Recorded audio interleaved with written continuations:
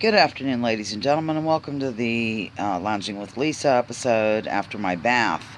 This is Lounging with Lisa, the video series that has me lounging while coming at you with various news items of the day. I have to tell you that my back is in really bad shape today. I had to throw myself down violently on the kitchen floor with ice on my lower back. Oh, a little bug. And, it helped a little bit, I guess, and I certainly didn't want to do Lounging with Lisa from that position. This is a public service announcement for all of you folks that are super helpful, super hopeful, and just ready to take it on in the 2018 midterm elections. I need to remind you of a little something called primary fraud. If you're hoping for a progressive voice to get in there in the Democratic Party and shake things up and primary, I love how primary has now become a verb. I'm going to primary Nancy Pelosi.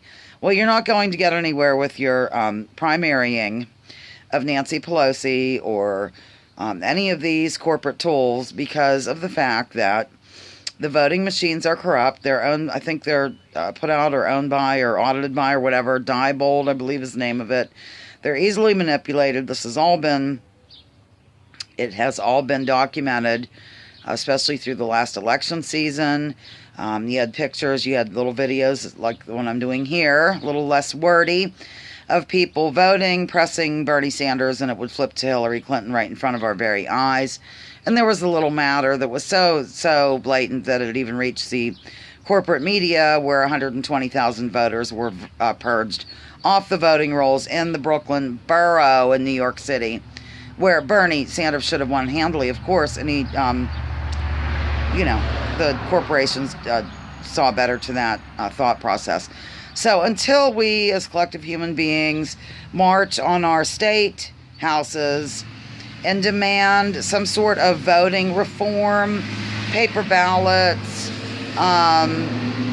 things like that, some oversight of the voting, it's my understanding, and I could be wrong, remember, from time to time that happens, Jimmy Carter, goes around the world and kind of oversees elections and whatnot. And whatever.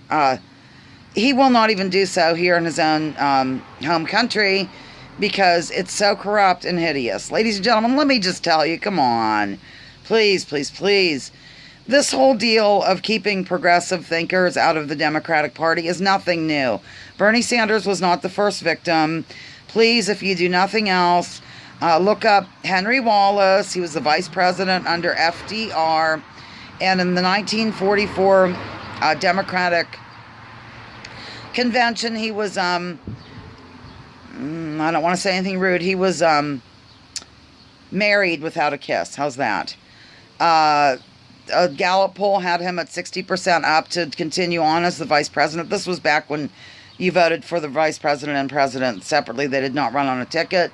60% of Democrats at that time wished for Henry Wallace, a peacekeeper, a wonderful human being, wanted him to stay on as VP.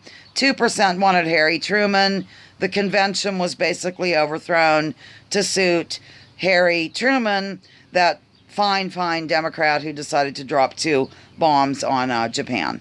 So there you have that little story, ladies and gentlemen. Nothing will happen unless you either overwhelm the system with a huge voter turnout or protest and demand that we have free and fair elections. One person, one vote. Signing off, Lisa Hauserman, Lounging with Lisa, the video series that has me giving you a reality check.